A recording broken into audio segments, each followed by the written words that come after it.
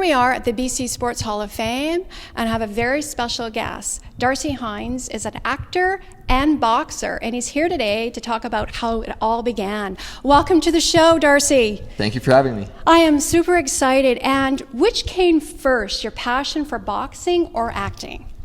My passion for martial arts came first, and that all happened when I first saw the movie Superman, actually. And I was inspired by Superman because he's superhuman, and here's this guy above and beyond anything I've ever seen before. And then I saw Bruce Lee, and Bruce Lee was the closest human being to being superhuman.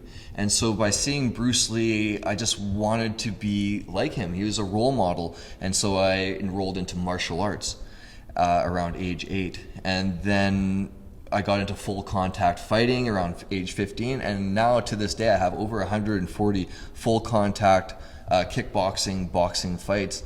And so the answer to that question is martial arts came first before anything.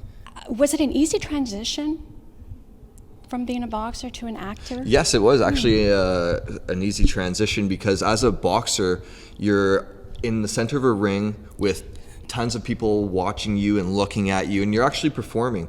So as a boxer or full contact fighter, you're performing for the crowd, and the better you are, the better of a performer you are. And as a stunt performer and an actor, that's exactly what you're doing. You're performing in front of people. So for me, being in front of the camera and having people watching just came naturally, because that's what I do in the ring, and I really enjoyed it. And so yeah. And we are in the ring. And right we are now. in the ring right now. Yeah. And it's so, tell us about how do you prepare for a stunt role? Like, I mean, you have to have mind, body, and spirit. You do, definitely. Being a stunt performer, you have to be prepared for everything. When you show up on set, you just never know, and your body has to be ready for everything, because you can show up and you can pretty much guarantee you're going to be hitting the ground every single time as a stunt performer. No matter what you're doing, what you're going to be called to do on set, you know that you're going to be hitting the ground or hitting a wall or something. So it's important that your body is prepared. So you want to eat right, you want to be constantly training, stretching. Stretching. Yes, definitely. You don't want to pull any muscles. You want your bones to be as strong as they can. So yeah, very important. Wow. And on that note, tell us about your fitness. Like, how times do you work out? I mean, you look really buffed, as a boxer. Yeah, so I work out every day, sometimes twice a day, and for me, it's I enjoy it. So to me, it's not really even working out. It's just my lifestyle, and I enjoy it.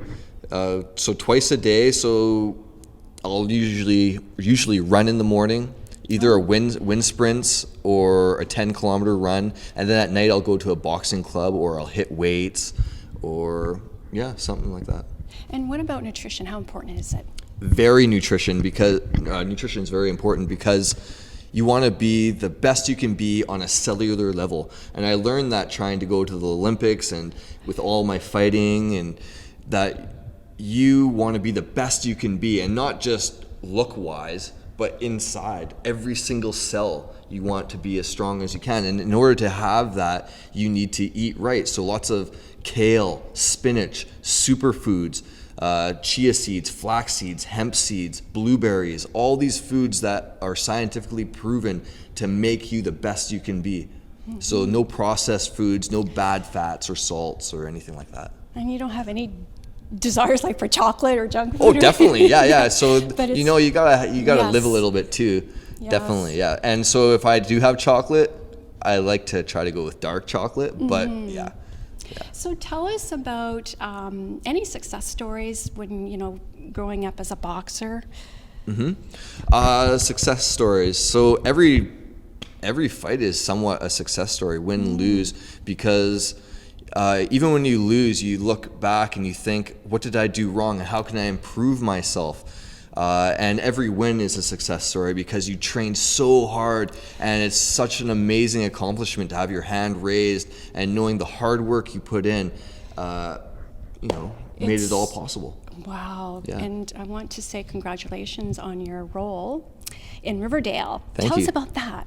That is amazing. I pretty much got that role because of the stunt coordinator, Jody Stekik, helping me out, and he knew that I had a huge boxing background and an acting background. So it all came because of him mostly. But that role is just so amazing because I'm doing the three things I love doing, which is boxing, acting, and stunts all together.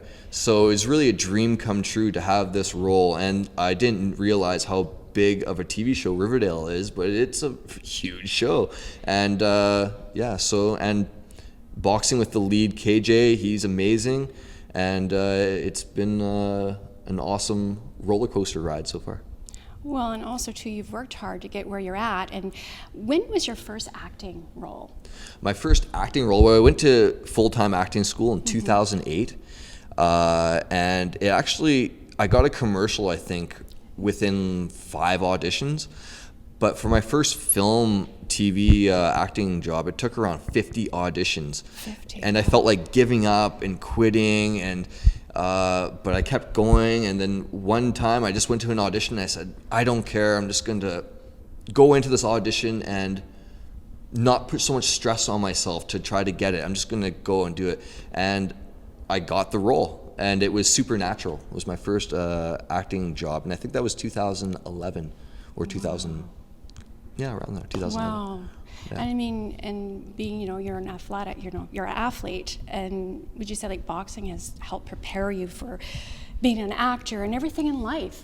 Oh, 100%. And not just being a boxer, but a martial artist. Growing up and going into a dojo and bowing to the sensei and just having respect for everyone you train with and the dojo that you're in, taking your shoes off, just the respect with that. And also growing up, it always kept me out of trouble because my friends would be going out at night and partying and doing things. And I would too on occasion, but for the most part, I always tried to be healthy and strong and not get too crazy with the partying and everything. And so it's done wonders for me. Well, you are a role model. Oh, thank you very much. And I am excited to try some boxing moves. Yeah. So you're going to be showing me Yes, I'll show you some Okay. some boxing moves and maybe some juggling if we have time. Oh, yes, for sure. Yeah. Yes. So. And we'll be right back after this break, so don't go away.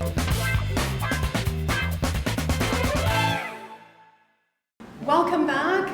I'm in the ring with Darcy Hinds, and you're going to show me some boxing moves. I am. I'm just going to show you the basic jab and a cross. So for the jab, all you're going to do is have your hands up here. This is going to turn over like this and come back. And you're just going to hit this target right there. Okay, so you're going to breathe out every time. You're just going to do one jab. Okay, one jab. Yep. One. Exactly. Awesome. Okay, do 2 jabs now. Okay.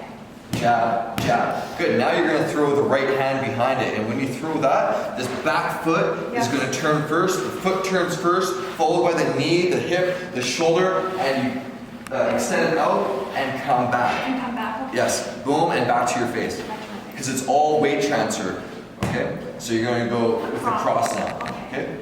Over and back to your face. Exactly. Again. Boom, and back. Good. Now you're going to do 2 jabs and a right hand. Okay. I can do this. Okay, so jab, jab, right hand, and hands back to your face. Yes. Because you're going to get hit. Okay? So again, one more time.